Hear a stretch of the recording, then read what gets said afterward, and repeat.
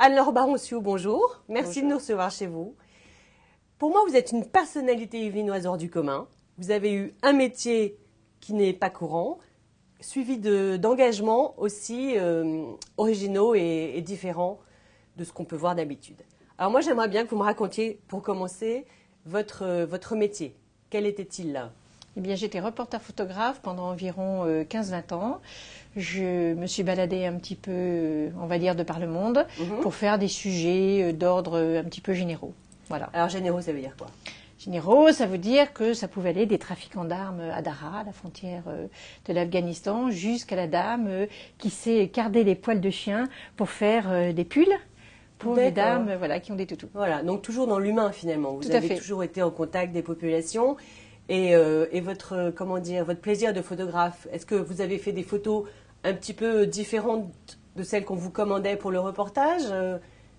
Oui, alors je me suis rendu compte. Oui, alors je faisais d'abord mes photos de reportage. De travail. De travail, en effet. Et puis en dehors, souvent, je shootais pour mon plaisir.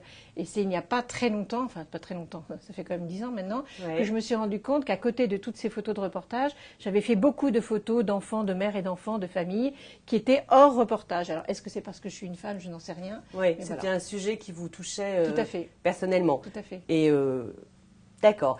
Et ensuite, alors vous avez cessé ce travail de reporter et vous avez cessé de parcourir le monde et vous êtes revenu ici dans les Yvelines.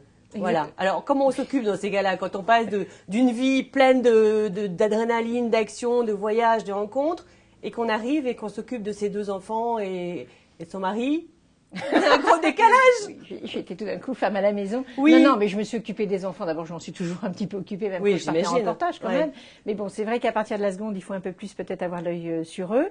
Et puis, eh bien, en restant un peu plus, on va dire, à la maison, j'ai eu envie d'aller voir la chaîne de l'Espoir, dont j'avais croisé, on va dire, un membre en 1988. Et c'est simplement en 2006 que je suis retournée à la chaîne de l'Espoir pour me dire, tiens, et si j'étais famille d'accueil ? Alors, on va d'abord expliquer qu'est-ce que c'est que la chaîne de l'Espoir.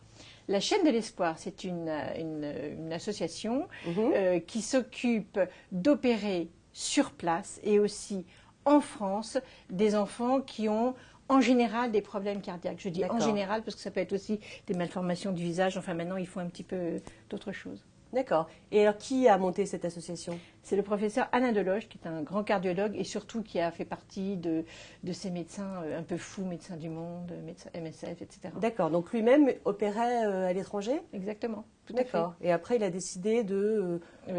Après, il a opéré en France. D'accord. Et c'est là où il a décidé que tous ces enfants, les pauvres n'avaient rien demandé et qui étaient dans des pays pauvres, où on ne pouvait pas les opérer, de les faire venir en France et de les opérer grâce à des médecins qui opèrent, bien sûr, gratuitement, et grâce à des familles d'accueil comme nous qui accueillons ces enfants. D'accord, parce que si on ne les opère pas, ils meurent, tout simplement. Exactement. D'accord, donc on leur offre une chance de vivre. Tout à fait. Voilà, donc c'est là où vous entrez en jeu, si je puis dire, puisque vous vous êtes donc proposé pour être famille d'accueil.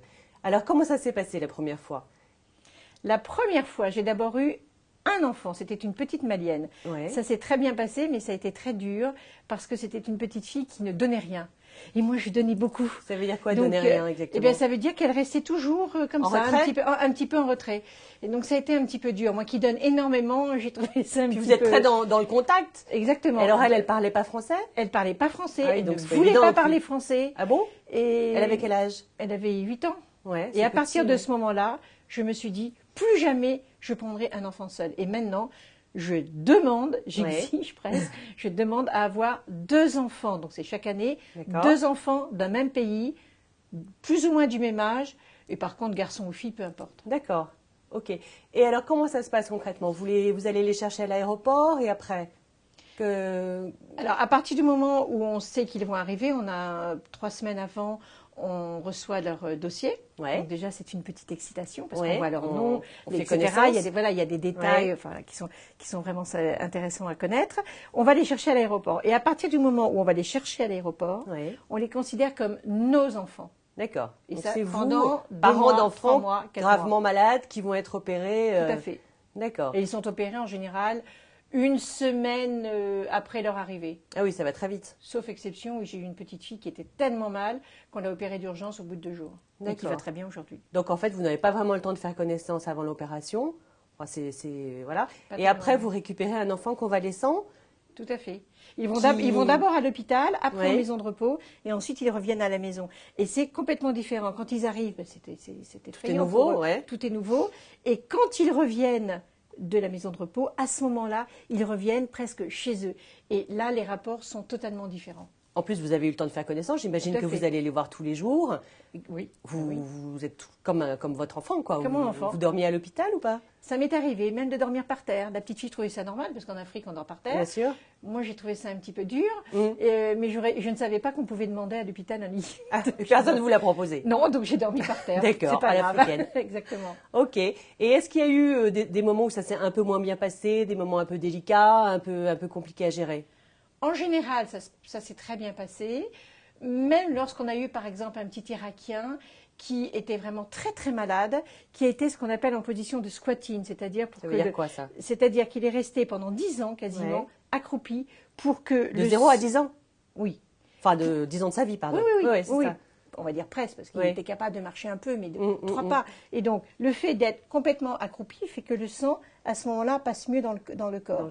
Et après l'opération, alors quand il est arrivé, c'était un sauvage. Il était effrayant, coléreux, sauvage et tout. Et après l'opération, cet enfant, ça a été une deuxième naissance. Parce que tout d'un coup, il s'est rendu compte qu'il pouvait marcher, qu'il pouvait courir. Extraordinaire. D'accord, c'est beau ça. Et il s'est vraiment apprivoisé. Il est reparti avec un grand sourire et c'était magnifique. Quoi. Et alors quand justement, on en parle encore, c'est une belle histoire. Et je me demandais, alors la séparation, parce que vous vivez quand même des choses, bon, ça dure quand même 2 mois, très intense. Il y a des liens évidemment qui se créent. Vous êtes un peu leur... j'ai cru entendre une fois leur maman blanche. La maman blanche. La maman blanche. Ça dépend, parce que quand j'ai des Irakiens, c'est autre chose. Non, c'est pas la maman blanche, mais bon, voilà. Et c'est pas trop douloureux de quitter ces petits-enfants? Comment ça se passe en 2 mots? C'est vrai que c'est pas facile parce qu'on vit des choses extrêmement fortes. Oui. La peur au départ, l'angoisse de l'opération, après c'est merveilleux, puis pouf, tout d'un coup ça s'arrête. Eh bien, tout le monde pleure à l'aéroport. D'accord. Bon, ensuite je récupère ma liberté. C'est pas mal non plus. C'est pas mal non plus. Ouais. Donc on est un petit peu triste, bien sûr, mais bon, c'est comme ça. De toute façon, c'est le but du jeu. C'est le but du jeu et on n'est pas là pour les adopter. Et vous avez des nouvelles quelquefois? Pas toujours? Pas toujours, mais de temps en temps, on arrive à avoir des nouvelles. Ça doit être sympa, ça. Ça va faire plaisir. Ah oui, oui, oui. D'accord. Bon, ça, c'est une partie de votre vie. Et là, récemment, vous avez découvert un nouvel univers qui est le monde du handicap sportif. Oui. Comment ça... Alors, c'est un peu un univers à part que malheureusement, on ne connaît peut-être pas très bien. Donc, moi, je vous propose de regarder une petite vidéo sur des sportifs olympiques qui sont en fauteuil, qui sont handicapés et qui participent à un match de rugby fauteuil. Tout à fait. Donc déjà, on va voir, comme ça on saura de quoi on parle. Voilà. D'accord.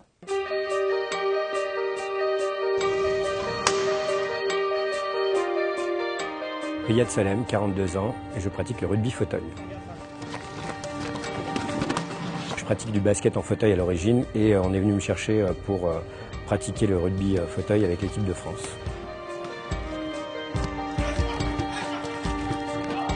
Ce qui me plaît dans cette discipline, c'est un sport collectif, c'est un sport de contact qui est assez violent. Et il y a un petit peu les bases du basket, du football américain, du rugby, tout ça qui est un petit peu mélangé.